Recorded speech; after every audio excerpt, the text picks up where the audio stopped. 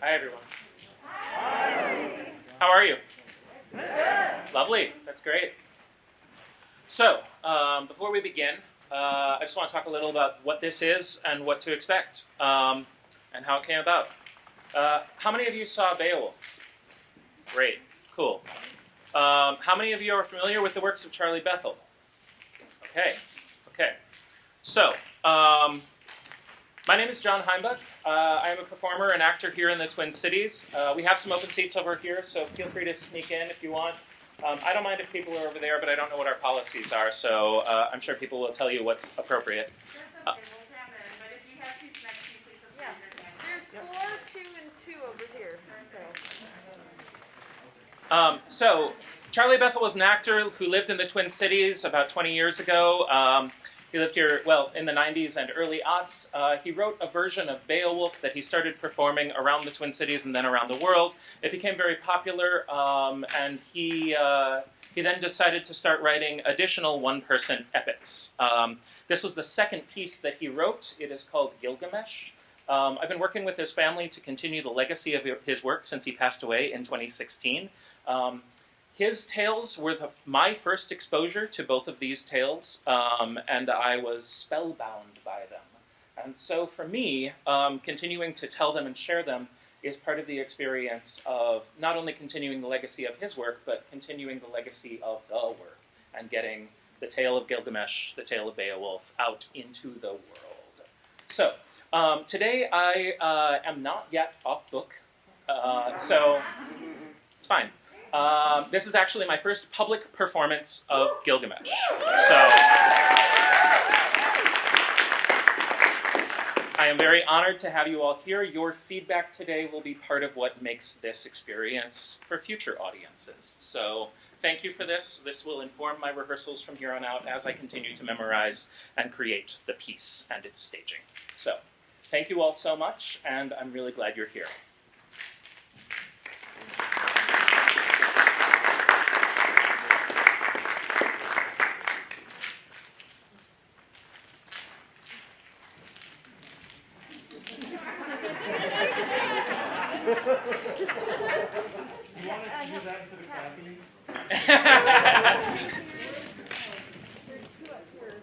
It's going to make it really hard for people to sneak in. I'm so amazed.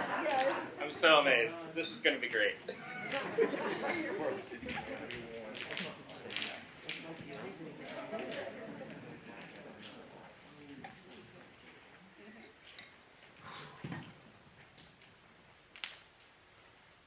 This is the story of the dazzling king who looked into the deep abyss and then saw everything.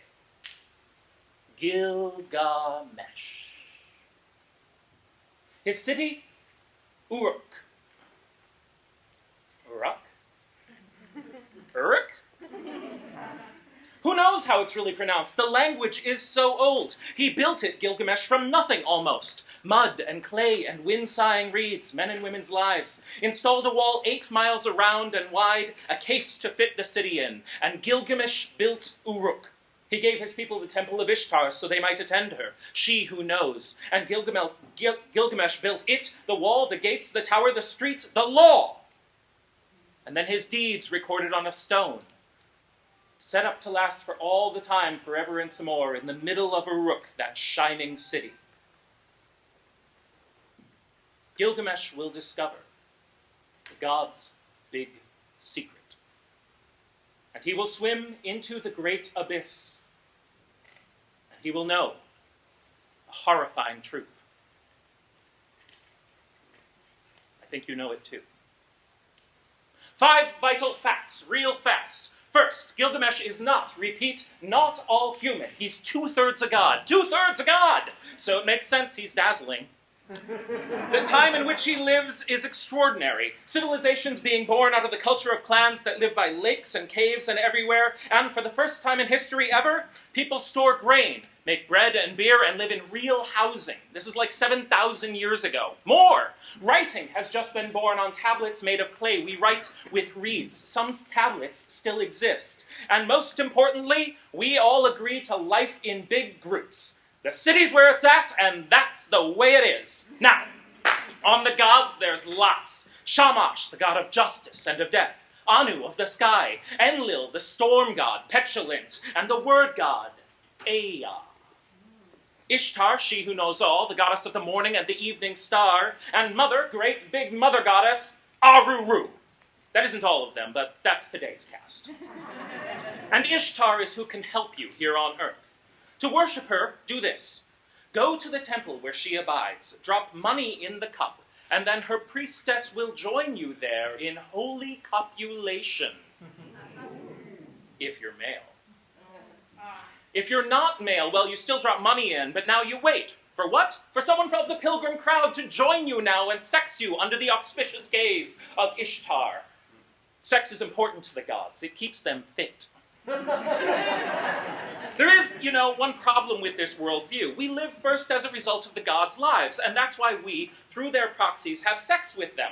And the king, well, he represents divinity, so doing the king is the same as doing a god, right? Well, I'll tell you what, Gilgamesh, he thinks so, yeah. The royal practice is that when a wedding's made the night before, the king will go to the bride's house and with the consent of her parents, given, has her first. And then he conveys the girl to her waiting husband. But just because it's law won't mean the citizens will take it lying down. They don't. They cry aloud, by Shamash, the god of justice and of death. Not all our daughters are courtesans. This must not be. We appeal to the gods. Hear us. Now, up in heaven, Ishtar, who knows all, convenes the council of the gods, and from their scattered places across the universe, the gods arrive and piecemeal take their cloudy seats. Ishtar begins. Now, there is a problem down on earth. I tell you now, Shamash, you, the god of justice and of death, Gilgamesh of Uruk, he beds the brides before their husbands do, and they that are subject to him chafe at this. Whether it's right or wrong is none to me, but I love Uruk and her citizens. I wish to see Uruk at peace. The word god, Ea, made the next proposal thus. Well, let us make a match for Gilgamesh, someone who will counter his power in some way, and thereby bring peace to Uruk. The gods agree. And now, into the wilds they send the mother goddess, Aruru. Out there she fashions up a piece of clay, and she breathes into it life. Creates Enkidu, wild man. Enkidu is half animal, half man. He lives without a tent, no clothes, no fire, sleeps on the ground, lives only for the moment, drinks with the gazelles beside the river deep and wide, and also he is from head to toe covered in untamed, furry hair, and when he runs, he uses all four limbs. Wild man. Now, one day Enkidu follows the herd to the pond. He and the gazelles lap up the sweet water there, and that is when Enkidu sees the hunter's son. Their eyes lock, and the human runs away in fear. He runs straight home, and he says, Father, Father, you'll never guess what I've seen today. A wild man, Father. Well, that's unusual. Go to Uruk, the bright and shining city, and see King Gilgamesh, all wise and knowing he. He'll know what to do. Likely the priestess will be sent. The hunter's son sets out. Emerging from the woods, he heads across the hills, beside the plain, and down to where the river flows. Up the delta slogs the hunter's son until he comes to Uruk, the bright and shining city. And oh, the splendid tower, city gate, the wall, temple of Ishtar, storehouse, warehouse, town, bumpkin in paradise. The palace wasn't hard to find. Just look for the building with no windows. Kings are always frightened, and, well, that's what makes them kings. The hunter's son approached the guard who brought the lad to see the king, who said, So speak and tell. The kid relates his tale. He saw a wild man and how he told his father, who instructed him to come to Uruk and ask the king to advise. King Gilgamesh ponders, and then he knows a thing.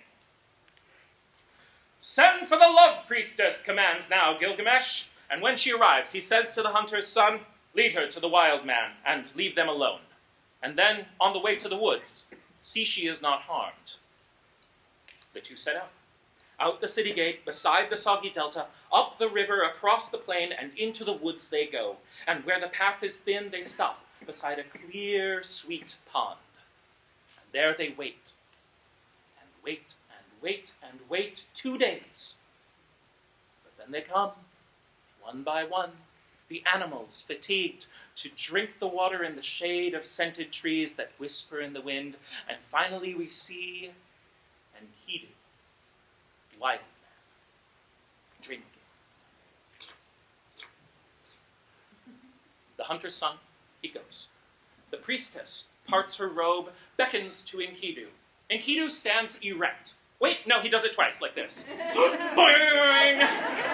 And snap! The Enkidu bolts, and turgid, he mounts her aggressively. So fast he hits, her clothes fly off at once. She's around him, and he's in her, alive and fresh. He pulsates, and she squeezes, wail, and rock their hips on one another, so they're locked. Enkidu, the wild man, the priestess of love, she grips him with her arms and legs and sings, Ishtar, oh Ishtar, see who adores you and bless our holy act. We worship you. The priestess sings aloud. Enkidu only grunts. His mind explodes with every thrust he makes. The gods above are twitching in their bliss. Enkidu, the wild man, and the love priestess, they copulate. Ah, yes, she fucks him long and hard 6 days. And 7 nights. Afterward, Enkidu falls asleep. He awakes, walks to the water. The animals, on seeing him, scatter.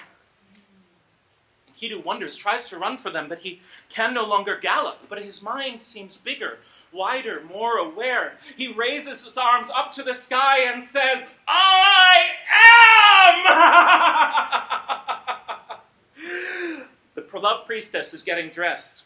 She says, you know, you really should go see Uruk. It's the home of King Gilgamesh. He's a great king, all-powerful, beloved by gods. Enkidu, new to speech, says, no.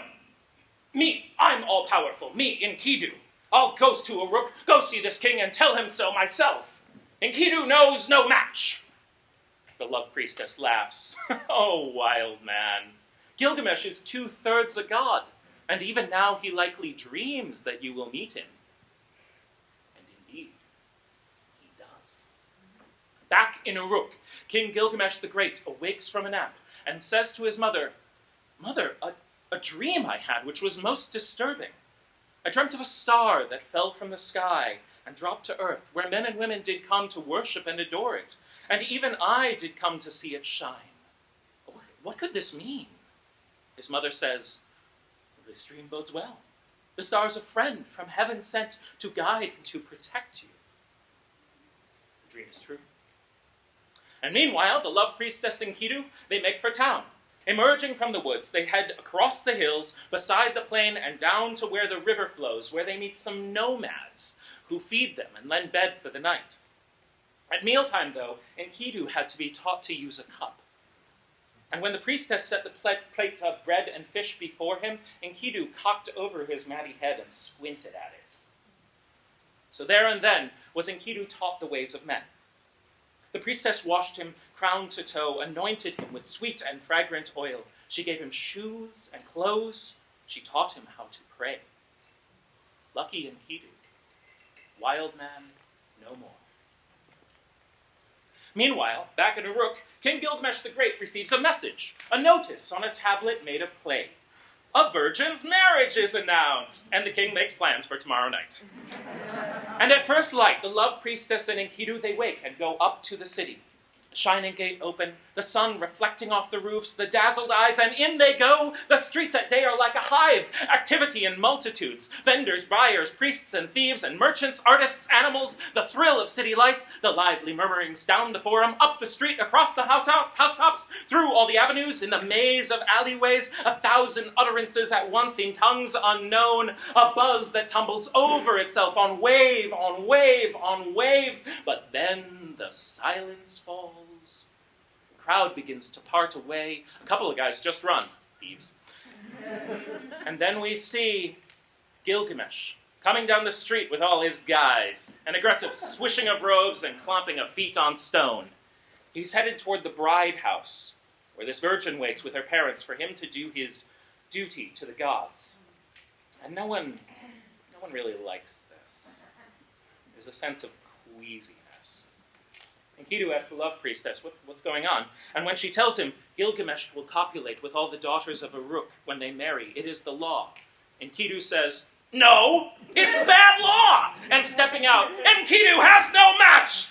And into the street. He stops the procession in its tracks, almost, until a citizen pulls Enkidu back into the crowd and says, it is death to he that interferes. When Gilgamesh comes close, he says, who's that? The hush was dreadful. Enkidu stepped forward. Enkidu you shall call me, and I defy your law, and socked him in the face. And Gilgamesh got up, grappled Enkidu. The gasping crowd dropped back. The girl and her fiancé stood and looked on as Enkidu and Gilgamesh fought like vicious dogs, tumbling in the dust and screaming. Suddenly, Gilgamesh, Enkidu, inflicting injury on one another with simultaneous force, they look into each other's faces, and there they see themselves. And it was then that Gilgamesh the Great knew that the dream was true. And embracing Enkidu, he said, no longer to the bride house will I go, if only you will be my friend. Let me be new through knowing you, Enkidu. The crowd, once hushed, now murmured, thanks to Ishtar, thanks to Ishtar. A near whisper, which then grew to a roar of love for Enkidu. And when the former wild man embraced the king, they wept. For when men change, it's touching to the hardest heart. Gilgamesh and Enkidu were inseparable. They hunted in the day, at night they drank a lot, carousing till all hours and wandering round and round the streets of Uruk, seeing all the sights. One day did Gilgamesh the Great decide that it was time for him to hype his cred? His numbers were down, he had to bump them up. So he turned to his friend over a beer and he says, hey, let's go into this cedar forest and then kill the wild Humbaba. The wild Humbaba?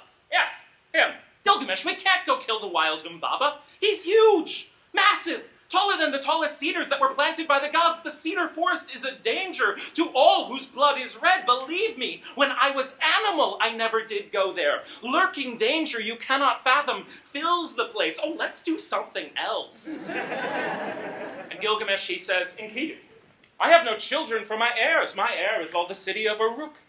I'd better do a thing to make a mark that cannot be forgot, else when I die, well, then I will be forgot by all, and then my soul will die. Enkidu says, Gilgamesh, I do not think that you will be forgot, but I will go with you. At least, I think I know the way. In the shadows, the council of the dead convenes. Next day, the elders of the city, they approved this latest big adventure Gilgamesh proposed, and that night, after they had packed, the king's mother performed a ritual to protect them, burned incense, and poured a libation to Shamash, the god of justice and of death. And then she sent for the love priestess, who blessed them in her way, and then she adopted Enkidu for her own, and gave him jewels for to wear. Lucky Enkidu, wild man no more. Next day, the two friends depart. Out the city gate, beside the soggy delta, down the river wide, up across the hills, through the forest where Enkidu had lived ago, and across a highland, and soon they arrive at it. Two massive cedar trees mark the entrance to the huge forest gates, trees as high as mountains. No trails, for animals do not live there. Too dangerous. And in the distance, the friends could hear the wild Humbaba yelling.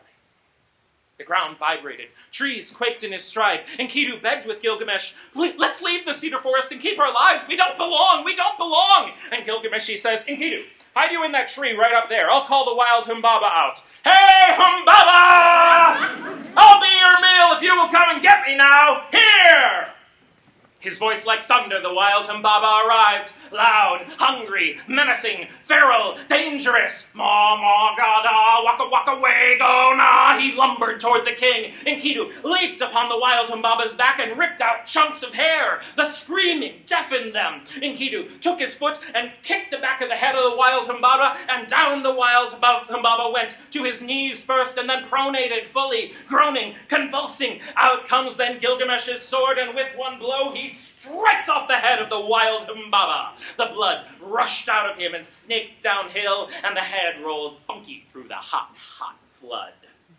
Enkidu and Gilgamesh, amazed, rejoice now. How was that so easy? Can you believe it? No! Now Ishtar appeared out of heaven to the two, and she said, "You've killed the wild Humbaba. I'm impressed. I offer myself to you, lover. Gilgamesh, come to me. I'll show you a time you've never had." Well, now, everybody knows you cannot bed the gods and still expect to keep your life. No, you die like that. That's what the love priestess is for. And you know how it's never really what you said? It's always kind of how you said it. And Gilgamesh, he says, knowing Ishtar's reputation is pretty bad, he says, "No, I don't think so, Ishtar. The list of lovers you have killed is very long indeed, and I don't feel like that I'd fare too well, if you get my drift. No, I'd rather couple with one of Enkidu's goats. Ha ha!" The men, they laughed. Enkidu has no goats. He barely wipes his ass. Ishtar, incensed, goes up to heaven, where her father, Anu, the sky god, lives, and she says, "Father, Anu, Gilgamesh of Uruk has just insulted me." Pause. "Well, what," he says, "do you want me to do about it?" "You should have known better, Ishtar, than to tangle with the humans. They'll recite all your iniquities." "I want to punish those two men. May I send to them the wild bull of heaven?" "The wild bull of heaven? Ishtar, that's extreme." "Oh, Anu, if you don't let me do this, then I will smash the gates that lead beneath the world, incite the cold dead to feast upon the living, and make ugly everything that lives underneath the sky." "Still, the wild bull of heaven. If we release it, for 7 years the people of Uruk will harvest only chaff. Are you prepared for that? There's grain enough to last for 7 years?" "There is," she says. "And grass for all the animals?" He wants to know. "All right, then. Do whatever you need to do. And exit haughty Ishtar to do her dreadful deeds." Next day, the two friends are enjoying a beer and some music on the porch when up from the river, snorting, spewing, emerges the wild bull of heaven. His horns reach out to block the sky and sun this wide. 200 people die from their injuries as he comes out, another 12 score when he bellows from the spray that flies off the snout the size of Uruk. For storms do not do this much damage. Houses buckled in the wind and fleeing citizens filled up the streets, and tents flew through the mucoid atmosphere. And now Enkidu takes the vanguard, leaping upon the bull, and as he does, the bull shakes of his head and cuts with his razor horns Enkidu's hairy arms, covering them with spit and excrement. Enkidu screams in pain, his arms flayed, split nearly to the bone. Blood jumps from them, but he hangs on. Enkidu of the forest, animal, he knows the game of death and fights for blood. Gilgamesh, he takes out his sword and sticks it in the bull of heaven's heaving throat, which drenches Gilgamesh in holy gushing blood, and down the wild bull of heaven goes, and the crash resounds to heaven and back again. The two friends laugh and roll their eyes. How could this be? Can you believe it? No! Enter Ishtar, insane with rage, out of the sky. "Gilgamesh be cursed! You've killed the wild Humbaba, insulted me, and killed the wild bull of heaven. May you be cursed by the living gods forever!" Enkidu, slicing flesh from the flank of the bull, he says, "You're nothing but trouble, Ishtar.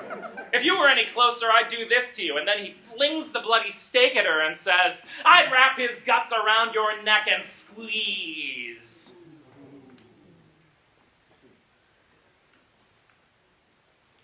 Ishtar, now with a stain upon her gown, retreats, silent. The slow burn.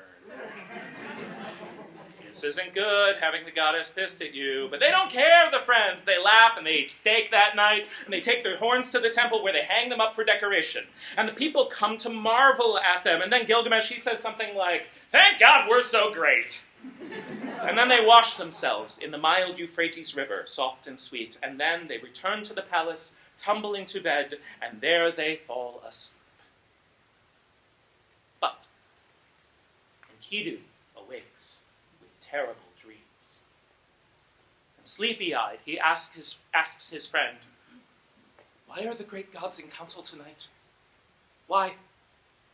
Why?" His eyes are haunted like a man at gallows time. Way up in heaven, the gods and goddesses convene. Decisions must be made. Events must be controlled. The wild bull of heaven has been killed, and too, the wild Humbaba. Ishtar now has been disgraced, and someone dies for it. But who? Now, Gilgamesh, he is 2/3 a god and loved by them. But Enkidu is mortal. The choice to them is obvious. Enkidu is the mortal, therefore Enkidu dies. Back down on earth, Gilgamesh, awake, worries about his friend whose wounds, swelling, bleed life. Enkidu's breathing all irregular, and in his fading mind, Enkidu visits death. He imagines himself a piece of clay. And then he awakes, opens his eyes upon a forest, green and cool when he was young, and grass and cloud were one to him. All fours, and only this moment matters. The priestess of love, followed by initiation, passion and travail, and gain and loss, and now Enkidu, sad. Shamash, the god of justice and of death, appeared to him, and showed Enkidu's real truth, his victory in battle, and how he's been loved. Enkidu's heart relieved, beat on in hopes for better days. But soon he thought how robbed he was of life. Oh, such a one as he deserves a hero's death. And Shamash, whispering to him, says, "Enkidu, this is a hero's death." Enkidu's soul slipped out his mouth and stirred the air. And Enkidu was no more. And Gilgamesh, he wept, cried out, "O death, take not my friend!" And then he washed Enkidu's pale corpse, filled up the mouth with honey, herbs, and spice, wrapped up his dear friend in linen, and then they put him in the soil, and Enkidu was no more. Gilgamesh ordered the stonecutter to set and make up a monument to make Enkidu immortal, but that's just feeble. The terrible truth was this: Enkidu was no more. Gilgamesh then says, "I will rescue him!"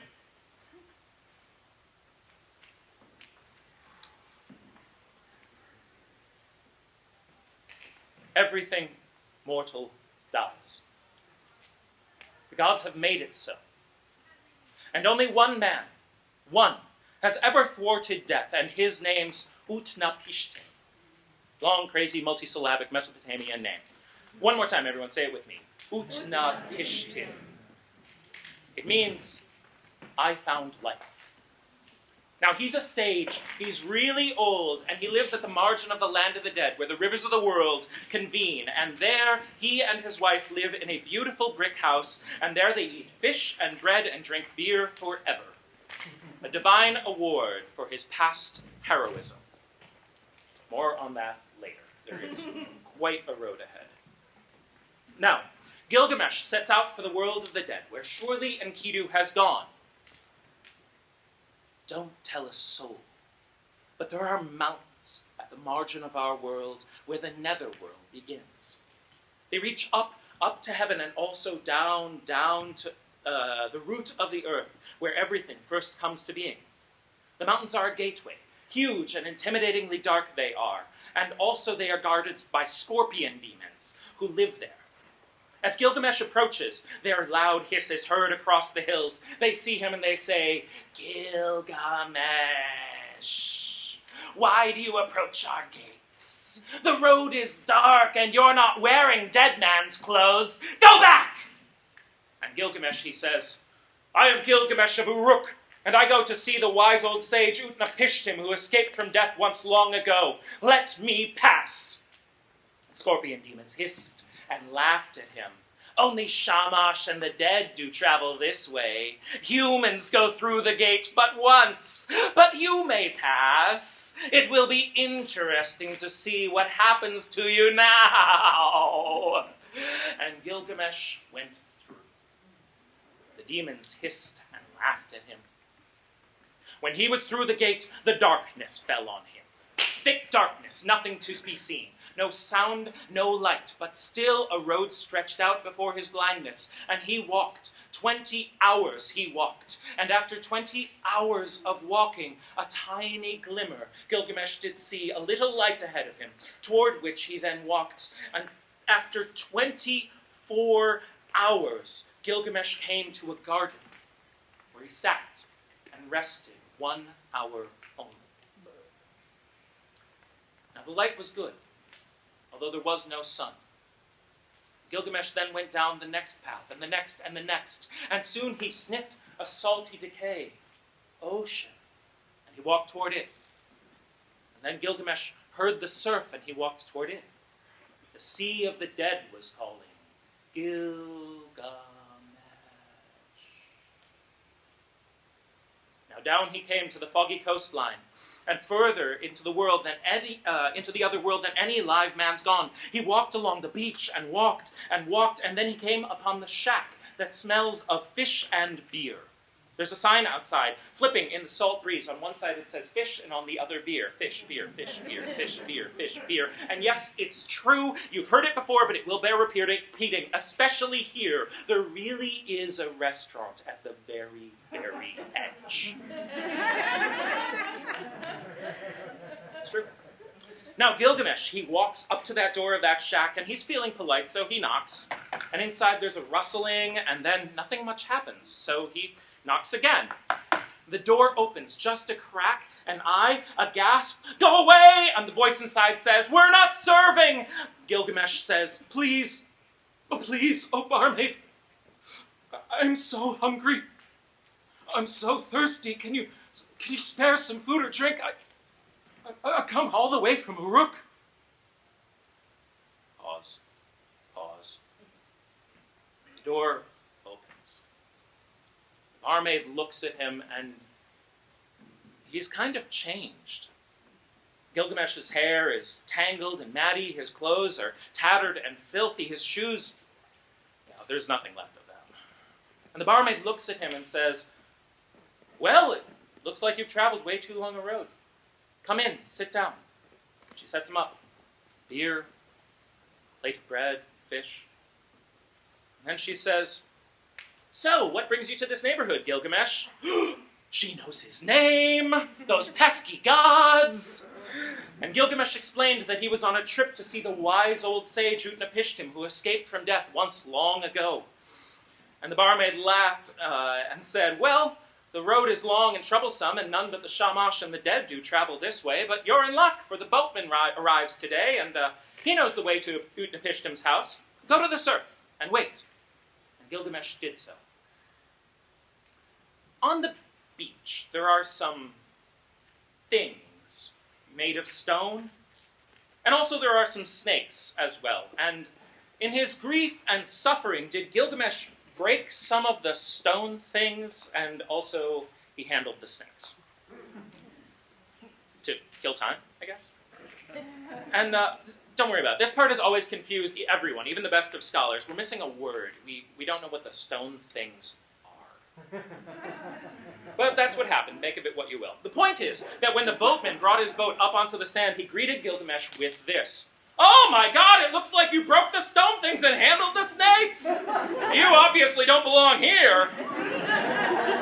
And Gilgamesh then explained that he was on a trip to see the wise old sage Utnapishtim, who escaped from death once long ago in order to redeem his friend from death. Redeem your friend? That's not going to happen. But you're in luck today. Yes, you are, because I'm headed to Utnapishtim's house with this load of grain. Now, I've never ferried a real live king across before. Shamash and the dead are my sole passengers, but come up in, let's go. And they set out across the Sea of Death. They sailed for 40 days and 40 nights before they saw the other shore, where the land of the dead begins and where the rivers of the earth originate. And standing on his porch above the sea, the wise old sage Utnapishtim watched the approaching craft out there, and he said, "What the hell? A human on the boat? And it looks like someone's broken the stone things. It's troubling." Again, I say the stone things and the snakes have baffled people for many years. Don't worry your heads about it. Just take from this, as in all things, whatever you can take from it. Now the boatmen arrived, and Gilgamesh debarked, walked up the sandy dunes to Utnapishtim's house, and there Utnapishtim greeted Gilgamesh with this. "Well, it looks like you've traveled way too long a road to come and visit me. What's going on?" And Gilgamesh recounted his entire tale of grief. How he had met Enkidu, the death of the wild Humbaba, the wild bull of heaven, Ishtar's wild anger and her vengeful spirit, how Enkidu had died, his funeral, how Gilgamesh had passed through the hissing scorpion demon's gateway, through the murky darkness to the garden and the beach, and how the boatman had brought him here. And when he was done with all of that, he said, "So, wise old sage Utnapishtim, what I want to know is this: how does one escape from death?" And Utnapishtim said, "Gilgamesh, look, you are 2/3 a god and 1/3 human, and like all divine unions, your father was unworthy of your mother, and when the time arrives, the gods won't have a problem killing you. There is no answer to your issue, Gilgamesh. Change is permanent, nothing lasts forever, and death, well, death's the brother of sleep. It comes when it will come." Gilgamesh was not satisfied with Utnapishtim's answer. So he pressed the old man, "But wise old sage Utnapishtim, you escaped from death." And Utnapishtim got this very serious look on his face. And he said, "Oh, you want to know the god's big secret? All right. Sit down, Gilgamesh. Honey, bring bread and beer for our guest. This could take a while." And then he told his story, which went like this. It was a long time ago. The humans threw a party, and it went all night. And at the party, the humans did what humans do at a party. They sang and drank, they fought, they copulated.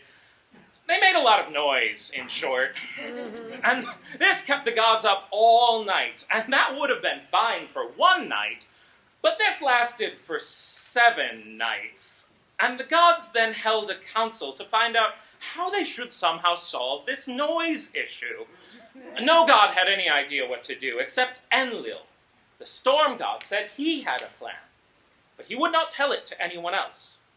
He would only execute the plan in secret. Now, we all know how Father Anu, Sky God, feels about secrets. He would not allow this. But he made a compromise. He would allow Enlil to tell one god of his plan. He chose Ea, the word god. Swore Ea to secrecy. Ea could not tell anyone what the plan was. The plan was this: to kill humanity with a great storm. Now, sworn to secrecy, Ea could not tell. But Ea did speak to some reeds growing down by the riverbank. Ea spoke to them, and he said, Oh, tear down your house and build yourself a ship now. Abandon riches and your wealth and cling to life. Into the boat load what you can and cling to life. Build you a boat of cedar and of pine and reeds, 10 dozen cubits high, 10 dozen cubits square, 6 part divided, also 7 by 9. With oil and reeds mixed up, fill in the cracks. With bitumen, seal up the whole, 48,000 gallons worth. One half inside, one half outside. Abandon wealth, into the boat load what you can and cling to life. These were the words the word god Ea to the reeds. When later I was fishing in the vicinity of those same reeds, the reeds repeated Ea's words so I could hear. Oh, tear down your house and build yourself a ship now, abandon riches and your wealth and cling to life, into the boat, load what you can and cling to life, blah, blah, blah, blah, blah, blah, blah, blah, blah. And I said, all right, I shall do it. But tell me, how shall I respond to the queries of people? Surely they will note this. And Ea spoke to me directly. And he said, tell them that the gods are angry with you, and you have been sent away. Oh, Utnapishtim, trust in Ea, and at dawn you will behold showers of wheat. Showers of wheat? Fine. So I tore down my house, built an ark, 10 dozen cubits high, 10 dozen cubits square, 6 parts to 7, 6 parts divided, 7 also 9. With oil and reeds mixed up, we filled in the cracks. With bitumen, we sealed up the hull, 48,000 gallons worth, one half inside, one half outside. And when it was done, we launched that boat, the biggest ever made at once, and into it we loaded every store we had, grain and salt and beer and yeast and vegetables and animals of the forest, farm, and field, every living creature I could find to go, my craftsmen and their families. The sky began to glower gray, a brewing storm, I gave my land away. And then came all the rain. Truly, it rained so hard you could not see ahead of you a yard. It rained for 40 days and 40 horrible nights. It rained, and so all the earth did flood. So very high the waves were that the highest mountains sank deep into the sea, and all humanity died of drowning then, except us. As the last one died, the gods, they wept. 6 days and 7 nights they wept. No one to do the gods' work now. No one left to make them happy anymore. No one left to make a sacrifice. We were not making sacrifice. We were clinging to life. That's why the gods, they did not notice us. It was very sad. I looked around and saw no boundary to the sea, only the expanse of featureless gray, deadly flood stretched out across the earth. Each day I looked, and after 12 days of looking, I saw a rock ahead a ways, and stuck the ark to it. A dove I did release, and having no place to go, she did then return. But the water was receding, this we knew, for the rock that we landed on was larger now. And so another day I sent the sparrow, who then came back.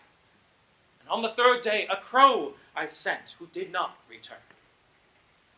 So we got out of the boat and walked around the island and found a place to make a sacrifice. I killed a goat and roasted her, poured honey, beer, and oil on the ground, and soon the gods, they smelled the sacrifice, and that's when the gods came running. Starved they were for 40 days and then some. The sacrifice did nourish them, and they were thankful to us. Now Enlil, the storm god petulant, tried to join them in the feast, but Father Sky God Anu said, Enlil, you're not welcome here. You forced us into a disastrous situation. If it weren't for Utnapishtim here, we would all have died. And then old Anu held up his arms like so and said, now let there be disease and famine, lions and wolves, murder, hungry fish, accidents and suicide and more, to kill humanity piecemeal, but never let there be a wholesale culling of people by the gods again. So Father God, Anu, Sky God, says today. And then old Anu made a rainbow shine. He said, behold, Utnapishtim, the evidence of my promise to you. Then Anu turned to the storm-glad Enlil and said, "Now, Enlil, since you brought this on, why don't you make a gift of peace to Utnapishtim and his wife? What will you give them for all their troubles now?" And Enlil touched our foreheads, saying this aloud, "You shall be like gods immortal, and you shall be gave a dwelling at the source of the great rivers. Never shall you want for anything at all."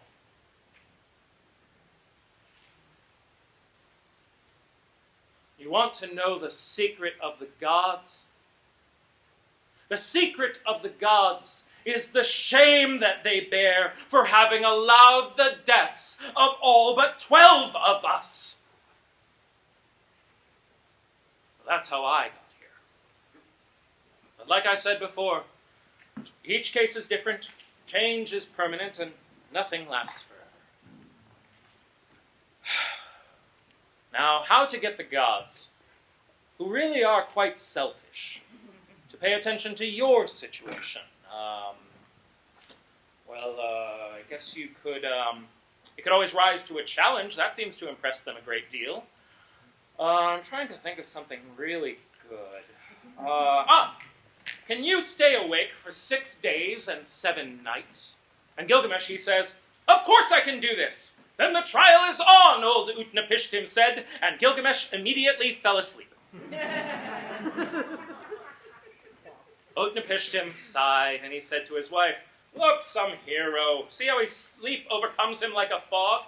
Well, wake him and send him on his way. He's failed at your test." No, I don't think so, wife. "I'll tell you what. Every day you bake the bread, part off a loaf, and lay it by this sleeping hero. We shall score his failure in loaves." And that's what they did. Each day he slept, each day she baked, each day she parted off a loaf and laid it by the sleeping hero king. And on the 7th day, the first loaf, it was dry, the second leathery, the third was wet, the fourth turned white, the fifth was mold, the sixth was rotten, and the 7th, it was fresh. And wise old sage, by this point, Utnapishtim had had enough. And he jostled Gilgamesh awake, who said, "Oh, thank you, Utnapishtim. Just as you made your pronouncement, I dozed off. Thank you for jostling me awake." "No, I don't think so. Look, you've been out for 7 days. See the bread we laid aside to mark the time you spent asleep?" And Gilgamesh, "The first loaf, it is dry, the second leathery, the third, it is wet, the fourth turns white, the fifth is mold, the sixth is rotten, and the 7th, it is fresh." "Go home, Gilgamesh. I can't help you anymore." Gilgamesh, he wept and cried out, "Oh, death is everywhere. In my house, in my bed, everywhere my foot falls, everywhere there is always death." And Utnapishtim said, "Exactly." Utnapishtim took Gilgamesh down to the beach. The boatman was waiting there, and he says to the boatman, "Boatman, take home this ragged man, see he has a bath. New clothes and shoes to wear, lead him back to Uruk." And then he turned to Gilgamesh, and he said, "There is one last thing you could try to do. It's a last resort. I wouldn't want to do it myself, but in the abyss that you will cross today, there is a magic plant that grows in the root of the world, a spiky, brambly, sharp, and divine weed, which, if you can attain, then you will be immortal too. But I wouldn't want to try it myself. Go home, Gilgamesh. The world is for the living. So long, boatman. See you next week." And they set out across the sea of death. Halfway there, the boatman said, "Well, here it's deepest." And Gilgamesh tied stones onto his feet and leaped into the great abyss. He sank down, straight down, to where the magic spiky bramble grows in watery sand, uprooted it, and then he cut the stones from off his feet and shot up through the water, and was cast onto the beach, very close to home compared to where he'd been. And Gilgamesh dried himself off and held the plant up like this, and he says, "This plant is called the old man shall be made young again, and it shall be my gift." And Gilgamesh started for home. At 30 leagues, he had to stop and rest beside a clear, sweet pond. And there he fell asleep. And soon there came a snake who smelled the plant and seized it. And Gilgamesh awoke too late and saw the snake as it escaped into the waving grass. It had left its skin behind. And now Gilgamesh, he wept once more, for now he had nothing to show for all his toil. And back he went to Uruk. No time at all had passed. Nothing had changed. And Kidu's grave was even fresh. And Gilgamesh arrived at night when Uruk was asleep. And he stayed up till dawn. He watched the sun rise and then reflect off of the shining rooftops. He had one thought. Everything mortal dies. The gods have made it so. And in the sky above, the council of the deities took note of the events.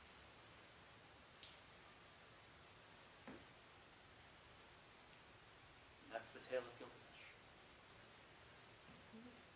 Thank you.